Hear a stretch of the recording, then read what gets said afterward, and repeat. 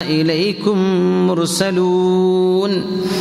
രണ്ടുപേരെ നിയോഗിച്ചപ്പോ കദ്ദബൂഹുമാ, ഈ രണ്ടുപേരെയും ജനങ്ങൾ വിശ്വസിക്കാൻ കൂട്ടാക്കിയില്ല, നബിമാരാണെന്ന് വിശ്വസിക്കാൻ കൂട്ടാക്കിയില്ല.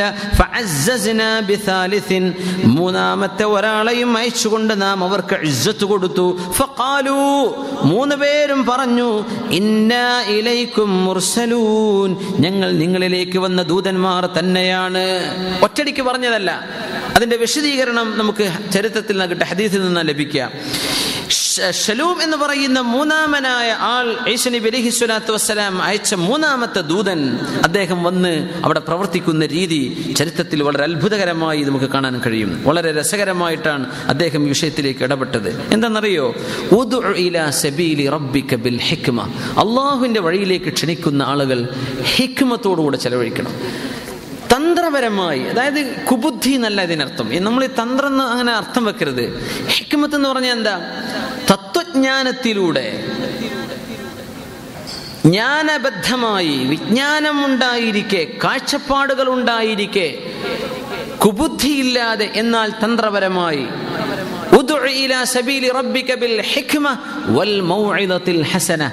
നല്ല സാരോപദേശം കൊടുത്തിട്ടും അങ്ങനെയാണ് അള്ളാന്റെ മാർഗത്തിലേക്ക് ആളുകൾ ക്ഷണിക്കേണ്ടത്. അല്ലാതെ ക്ഷണിച്ച എന്താ വിഷയം എന്നറിയോ? സാധാരണക്കാരായ ആളുകൾ അവരിട്ടേച്ച് ഓടും. അതാണ്. അപ്പൊ അള്ളാഹുവിന്റെ ദീനിനാണ് വിഷമം. അള്ളാഹുവിന്റെ ദീൻ ഉപേക്ഷിച്ച് ജനങ്ങൾ ഓടിപ്പോകും. അത് ആ പ്രബോധനം ചെയ്യുന്ന ആൾ ഞാൻ എങ്ങനെയാ പ്രബോധനം ചെയ്യേണ്ടതെന്ന് അറിയാതിരുന്നാൽ, നമ്മളിപ്പോൾ ഇസ്ലാമിലേക്ക് ചില ആളുകളെ ക്ഷണിച്ചെന്ന് വരും, അവൻ വിശ്വസിച്ചില്ല, നമ്മൾ ആകെ അപ്സെറ്റ് ആവും. പടച്ചോനെ, ഞാൻ ഇത്ര വേദന സ്വീകരിച്ചില്ലല്ലോ.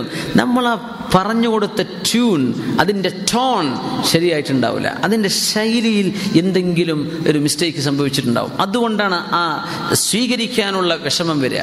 പിന്നെ എല്ലാവരും എല്ലാം സ്വീകരിച്ചോണമെന്നില്ലല്ലോ, നമുക്ക് പറയാനേ പറ്റുള്ളൂ.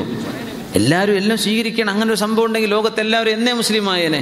റസൂലുള്ളാഹി സ്വല്ലല്ലാഹു അലൈഹി ഞങ്ങൾ ജീവിച്ചിരിക്കെ തന്നെ എല്ലാവരും മുസ്ലിം ആയേനെ. അങ്ങനെ ഉണ്ടായിട്ടില്ലല്ലോ, അങ്ങനെ ഉണ്ടാവില്ല. പക്ഷേ നിഷ്പക്ഷരായ ആളുകൾക്ക് ഈ വിഷയം മനസ്സിലാക്കണമെങ്കിൽ പ്രബോധകന്മാർ ചെയ്യേണ്ട രീതി ഹിക്മത്തിന്റെ രീതിയാണ്. ശലൂം എന്ന് പറയുന്ന മൂന്നാമൻ എങ്ങനെയാണ് ഇടപെട്ടത്? ഈസ നബി അലൈഹിസ്സലാം അയച്ചു ശംഊൻ സഫ, അവരുടെ പേരതാണ് ശംഊൻ സഫ. ഈസ നബി അലൈഹിസ്സലാമിന്റെ ശിഷ്യന്മാരിലെ ഏറ്റവും പ്രഗത്ഭനായ ആളാണ് മഹാനായ ശംഊൻ സഫ റഹ്മത്തുള്ളാഹി അലൈഹി. അദ്ദേഹം ആളറിയാതെ വന്നു, രാജാവിന്റെ കൂടെ ജീവിക്കുകയാണ്. ഹത്താ തമക്കന മിൻഹും, നാട്ടിലേക്ക് കടന്നു വന്നു. രാജാവിന്റെ കൊട്ടാരവുമായി ബന്ധമുള്ള ആളുകളുമായൊക്കെ ഇടപഴകി, അവരുമായൊക്കെ നല്ലൊരു ബന്ധം സ്ഥാപിച്ചു, സൗഹൃദ ബന്ധമുണ്ടായി. അങ്ങനെ വസ്തഅനസൂബിഹി, ആൾക്കാർക്കൊക്കെ വളരെ ഇഷ്ടപ്പെട്ട ഒരാളായി അദ്ദേഹം മാറി. അദ്ദേഹം റസൂലാണെന്നോ, ഞാൻ അള്ളാഹുലേക്ക് നിങ്ങൾ ക്ഷണിക്കാമെന്ന ആളാണോ ഒന്നും പറഞ്ഞില്ല. ആദ്യം അവരുടെ ഒരാളായിട്ട് അങ്ങ് കൂടി. വസ്തഅനസൂബിഹി വറഫഉ ഹദീസഹു ഇലൽ മലിക്, രാജാവിനോട്, രാജാവിന്റെ ജോലിക്കാർ ആളുകളൊക്കെ പറഞ്ഞു, നല്ലൊരു മനുഷ്യൻ വന്നിട്ടുണ്ട്, ശലൂം, ഫലസ്തീനിയാണ്, നല്ലൊരു മനുഷ്യനാണ്, അദ്ദേഹത്തെ നിങ്ങൾക്ക് പരിചയപ്പെട്ടുകൂടെ എന്ന് ചോദിച്ചു. രാജാവ് പറഞ്ഞു, ആയിക്കോട്ടെ, കുഴപ്പമില്ല. രാജാവിനോട് തന്ത്രപരമായി വിഷയങ്ങൾ ഇടപെട്ടു. രാജാവിന് അദ്ദേഹത്തിന്റെ സംസാരം ഇഷ്ടപ്പെടുകയും ചെയ്തു. അങ്ങനെ രാജാവുമായി അടുത്ത ബന്ധം സ്ഥാപിച്ചു. രാജാവിനോട് ഒരിക്കൽ ചോദിച്ചു, ശലൂം എന്നവർ ചോദിച്ചു, ബലഗനി, ഞാൻ കേൾക്കാനിടയായിട്ടുണ്ട്, നിങ്ങൾ രണ്ടുപേരെ ജയിലിൽ അടച്ചിട്ടുണ്ട്. ദഅവാക ഇലല്ലാഹ് അന്നക ഹബസ്ത റജുലൈനി ദഅവാക ഇലല്ലാഹ്, അല്ലാഹുവിലേക്ക് നിങ്ങളെ വിളിച്ചുകൊണ്ടുവന്ന രണ്ടാളെ നിങ്ങൾ പിടിച്ച് ജയിലിലടച്ചു എന്ന് ഞാൻ കേട്ടിട്ടുണ്ട്. ഇത് ശരിയാണോ എന്ന് ചോദിച്ചു. ഇപ്പൊ രാജാവ് പറഞ്ഞു, എന്തിനാണ് ഇവർ വന്നത്, ആരാണ് ഇവർ അയച്ചത്, എന്തൊക്കെയാണ് ഇവരുടെ മെസ്സേജ്, ഇതൊക്കെ നിങ്ങൾ അറിഞ്ഞിട്ടുണ്ടോ രാജാവേ? നിങ്ങൾ ജയിലിലടച്ചു എന്ന വിവരം ഞാനും കേട്ടു, ശരിയാണോ? രാജാവ് പറഞ്ഞു, ശരിയാണ്. ഇന്നൽ ഗളബ ഹാല ബൈനി വബൈന സുആലിഹിമാ, യാസീൻ സൂറത്തിലെ ഏറ്റവും മനോഹരമായൊരു ചരിത്രഭാഗമുള്ള വശമാണിത്. ദീർഘമായ ആ ചരിത്രം ഖുർആൻ വളരെ ചുരുങ്ങിയ ആയത്തുകളിലേക്ക് ഒതുക്കി വെച്ചതാണ്. ശലൂം എന്നവർ പറഞ്ഞു, അവരുടെ പേര് ശംഊൻ എന്നും ചരിത്രത്തിൽ വന്നിട്ടുണ്ട് കേട്ടോ. ശംഊൻ, ശലൂം എന്നും വന്നു. ശലൂം അദ്ദേഹം പറഞ്ഞു, നിങ്ങൾ രാജാവിനോട് ചോദിച്ചു, നിങ്ങൾ അവരോട് ചോദിച്ചോ എന്താണ് അവരുടെ വിഷയമെന്ന്? രാജാവ് പറഞ്ഞു, എനിക്ക് ദേഷ്യം വന്നപ്പോ ഞാൻ അവരോട് ഒന്നും ചോദിച്ചിട്ടില്ല, ഞാൻ അവരെ ജയിലടക്കുകയാണ് ഉണ്ടായത്. കാരണം ബഹുദൈവ വിശ്വാസികൾക്ക് ഏകദൈവ വിശ്വാസം എന്ന് പറയുന്ന ആശയം വളരെ അരോചകമായി തോന്നാറുണ്ട്. ഒരു മതമില്ലാത്ത നിരീശ്വരവാദിക്ക് ഇസ്ലാം പെട്ടെന്ന് മനസ്സിലായി എന്ന് വരും. ക്രിസ്ത്യാനികൾ ഏകദൈവ വിശ്വാസികളാണെന്ന് വാദിക്കുന്നവരാണ്. അവർ 3 ദൈവത്തെ 3 എണ്ണമുണ്ടെന്ന് പറയുന്നവരും പ്രചരിപ്പിക്കുന്നവരൊക്കെയാണെങ്കിലും ഞങ്ങൾ മോണോത്തീസ്റ്റുകളാണെന്ന് വാദിക്കുന്നവരാ. ജൂതന്മാർ ഞങ്ങൾ ഏകദൈവ വിശ്വാസികളാണെന്ന് പറയുന്നവരാ. അവർക്ക് ഇസ്ലാം പറഞ്ഞു കൊടുക്കൽ എളുപ്പമാണ്, അവർക്ക് പെട്ടെന്ന് മനസ്സിലാവും. പക്ഷെ ബഹുദൈവ വിശ്വാസം, നമ്മുടെ നാട്ടിലെ ഹിന്ദു സഹോദരന്മാർ ബഹുദൈവ വിശ്വാസത്തിലേക്ക് ഇടപെട്ട ആളുകൾ, അതിലേക്ക് പെട്ടുപോയ ആളുകൾക്ക് ഏകദൈവ സിദ്ധാന്തം, അള്ളാഹുവിനെ സംബന്ധിച്ചുള്ള ഏകനായ പടച്ചവൻ എന്ന് പറഞ്ഞു കൊടുത്താൽ അത് അംഗീകരിക്കാൻ ഭയങ്കരമായ റിജക്ഷൻ ഉണ്ടാവും, എതിർപ്പുകൾ വരും, ഭീഷണി വരും, ഒക്കെ വരും, സ്വാഭാവികമാണ്. സ്വാദിക്കുന്നവർക്കും സദൂഖ് റഹ്മത്തുള്ളാഹി അലൈഹിമ 2 ദൂതന്മാരെ ജയിലടച്ചത് ആരാധകനായിരുന്ന അന്തീഖസ് ഇബ്നു അന്തീഖസ് ചോദിക്കുക പോലും ചെയ്യാതെ, വിചാരണ തടവുകാരെന്നൊക്കെ പറയില്ലേ, അങ്ങനെ പിടിച്ചു വെച്ചതാണ്. ഒന്ന് ചോദിക്കുക പോലും ചെയ്തിട്ടില്ല. കേട്ടപ്പോഴേ അദ്ദേഹത്തിന് വെറുപ്പ് തോന്നി, ഏകദൈവ വിശ്വാസവും തൗഹീദും ഇഷ്ടപ്പെട്ടില്ല. അപ്പോ ശലൂം ചോദിച്ചു, അവരങ്ങ് വിളിച്ചുകൊണ്ടുവന്ന് ചോദിച്ചൂടെ എന്ന് ചോദിച്ചു. ചോദിക്കാം. അങ്ങനെ കൊണ്ടുവന്നു. ശംഊൻ ഇവിടെ ഹിക്മത്തിൽ പ്രയോഗിക്കുകയാണ്. ഇദ്ദേഹം ഇവരുടെ മൂന്നാമനാണെന്ന് പറഞ്ഞു കൊടുത്തില്ല, എന്റെയും ആശയം ഇവരുടേതാണെന്ന് പറഞ്ഞു കൊടുത്തില്ല, ഞാൻ ഈസ നബി അലൈഹിസ്സലാമിന്റെ ദൂതനാണെന്നും പറഞ്ഞു കൊടുത്തില്ല. ആര്? ശലൂം എന്നവർ. അവർ പറഞ്ഞു, ആ 2 പേര് രാജാവെന്ന് വിളിക്കും, നമുക്ക് ഇതൊക്കെ പറഞ്ഞത് കാലങ്ങൾക്ക് ശേഷമാണ്, സമയമെടുത്തു. അങ്ങനെ വിളിച്ചു. 2 പേരും വന്നു. ഇവർക്കറിയാം തങ്ങളെ ചോദ്യം ചെയ്യാൻ വന്ന ഈ ആൾ ഞങ്ങളുടെ കൂട്ടുകാരനാണെന്ന്. പക്ഷേ ശലൂം അതൊന്നും കാണിച്ചില്ല. അദ്ദേഹം ചോദിച്ചു, മാ ബുർഹാനുകുമാ അലാ മാ തദ്ദഇയാൻ, നിങ്ങൾ പറയുന്ന വാദഗതിക്കുള്ള തെളിവെന്താണ്? നിങ്ങൾ ദൂതന്മാരെന്ന് പറഞ്ഞു, വല്ല തെളിവുണ്ടോ എന്ന് ചോദിച്ചു. ഖാല, 2 പേരും പറഞ്ഞു. ആരോട്? രാജാവിനോടും ശലൂം എന്നവരോടും പറയാണ്, നുബ്രിഉൽ അക്മഹ വൽ അബ്റസ്, ഞങ്ങൾക്ക് കണ്ണില്ലാത്തവർക്ക് കണ്ണ് കൊടുക്കാനും കുഷ്ഠരോഗം പിടിപെട്ടവർക്ക് ശിഫ കൊടുക്കാനും ഞങ്ങളെ കൊണ്ട് കഴിയും, ബീദിനില്ല, അള്ളാന്റെ അനുമതിയോടുകൂടെ. അപ്പോ 2 കണ്ണുകളും തടവപ്പെട്ട ഒരു കുട്ടി എന്ന് പറഞ്ഞാൽ മസീഹുദ് ദജ്ജാലിനെ സംബന്ധിച്ച് പറയുന്ന വാക്കതാണ് മസീഹ്. മസഹ എന്ന വാക്കിൽ നിന്നാണ് മസീഹ് എന്ന പ്രയോഗം. മസഹ, തടവുക എന്ന് ശരിക്കും തടവിയാൽ എങ്ങനെ ഇവിടെ ഒരു കണ്ണിന്റെ ക്യാവിറ്റി, ഐ ക്യാവിറ്റി പോലും ഇല്ലാത്ത രീതിയിൽ, കണ്ണിന്റെ കുഴി പോലും ഇല്ലാത്ത രീതി, ഇവിടെ ഒന്നാകണ കവിളായി എങ്ങനെ ഉണ്ടാകും?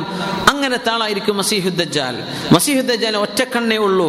ഇടത്തെ കണ്ണ് കഅന ബിൻ താഫിയ, മുമ്പ് ഇങ്ങനെ ചാടി നിൽക്കുന്ന ഒരു മുന്തിരിയെ പോലെ ഉണ്ടാകും. ഒരു വലത്തെ കണ്ണ് എങ്ങനെയാണ്? മംസൂഹ്, കണ്ണിങ്ങനെ അടച്ചു വെക്കപ്പെട്ട പോലെയാണ്. അതുകൊണ്ടാണ് മസീഹുദ് ദജ്ജാലിനെ മസീഹ് എന്ന് പറയാൻ കാരണം. അപ്പോൾ ഈസാ മസീഹ് എന്നും പറയാറുണ്ടല്ലോ.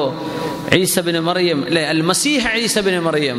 ഈസ നബി അലൈഹി സ്വലാമിനെ പറ്റി മസീഹ് എന്ന് പറയും. അതോ പേടിക്കണ്ട, അത് സാഹ യസീഹു,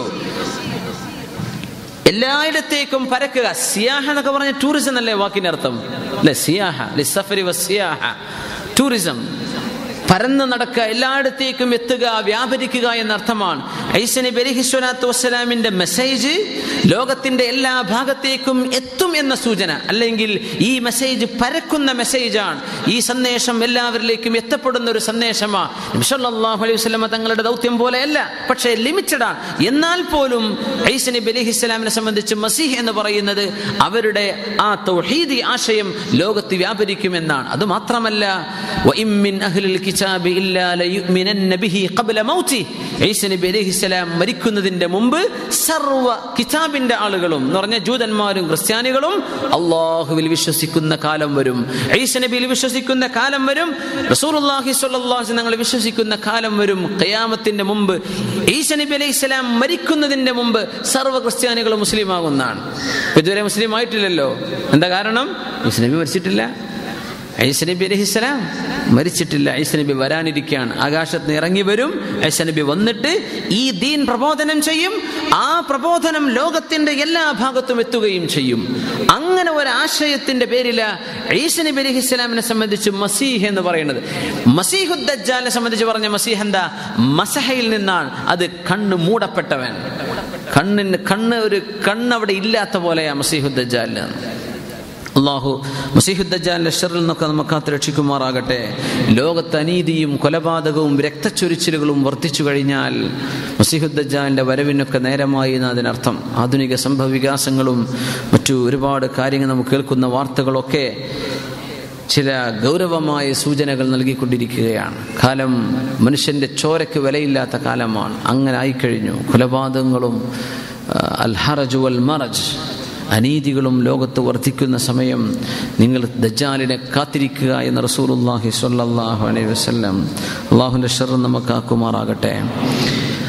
രാജാവിനോട് പറഞ്ഞു, ഞങ്ങൾക്ക് കണ്ണില്ലാത്തവർക്ക് കാഴ്ച കൊടുക്കാൻ പറ്റും. അങ്ങനെ വന്നപ്പോൾ ഗുലാമിൻ മംസൂഹിൽ ഐനൈൻ, കണ്ണുകൾ തടവപ്പെട്ട ഒരു കുട്ടി എന്ന് പറഞ്ഞ ജന്മന കണ്ണില്ലാത്ത ഒരു കുട്ടി. അത് മാത്രമല്ല മൗദിഉ ഐനൈഹി കൽ ജബ്ഹ, ആ കുഞ്ഞിന്റെ കണ്ണിരിക്കുന്ന ഭാഗം നെറ്റി പോലെയാണ് എന്ന് പറഞ്ഞാൽ കണ്ണിന്റെ കുഴി പോലും അവിടെ ഇല്ല.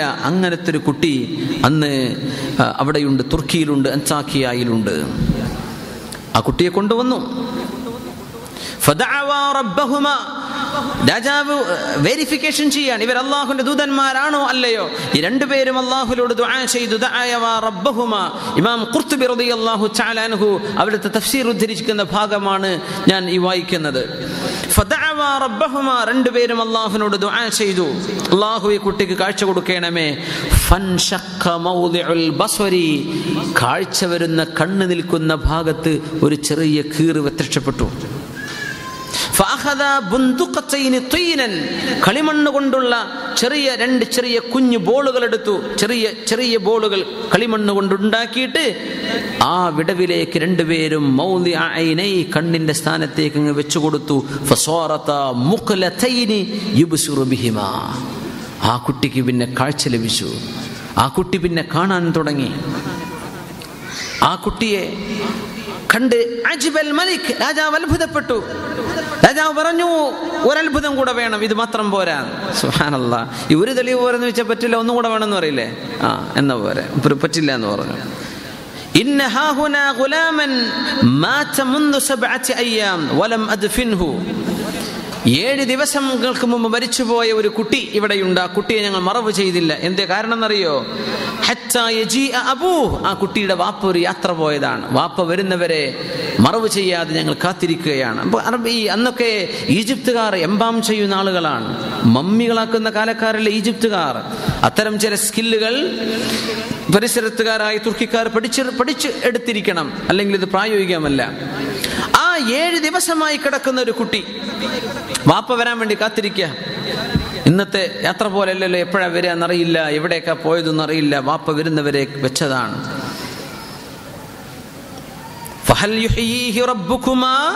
നിങ്ങളുടെ രക്ഷിതാവായ അല്ലാഹു ഈ കുട്ടിക്ക് ജീവൻ കൊടുക്കുമോ? അവർ പറഞ്ഞു, വൈ നോട്ട്, എന്താ പ്രശ്നം? വളരെ പരസ്യമായിട്ട് രണ്ടുപേരും അല്ലാഹുവിനോട് ദുആ ചെയ്തു.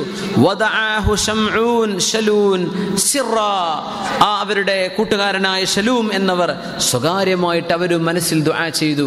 ഇവർ രണ്ടുപേരും ഉറക്കെ ദുആ ചെയ്തു, യാ അല്ലാഹ്, അല്ലാഹുമ്മ അഹ്യി ഹാദൽ ഗുലാം, ഈ കുട്ടിക്ക് നീ ജീവൻ കൊടുക്കണേ പടച്ചവനെ. രണ്ടുപേരും ദുആ ചെയ്തു.